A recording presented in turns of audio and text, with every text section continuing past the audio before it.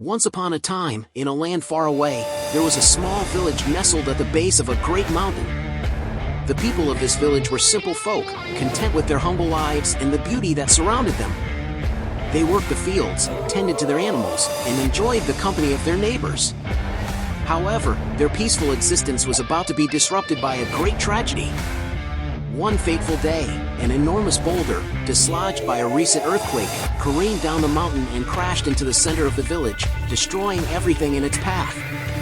The villagers were left in a state of shock and despair as they surveyed the devastation that surrounded them.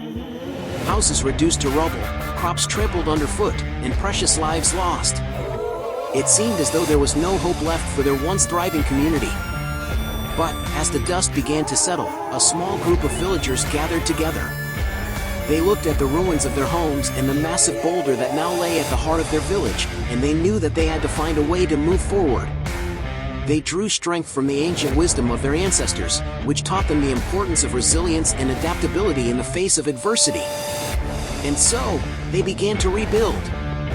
The first order of business was to care for the injured and bury the dead. They set up makeshift shelters and distributed food and water among the survivors.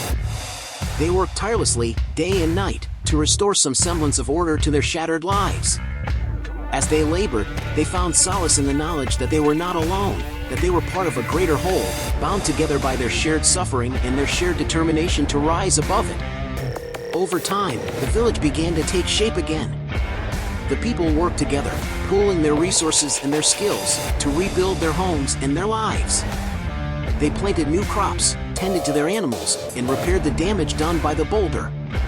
They built new structures, stronger and more resilient than before, designed to withstand any future disasters that might come their way.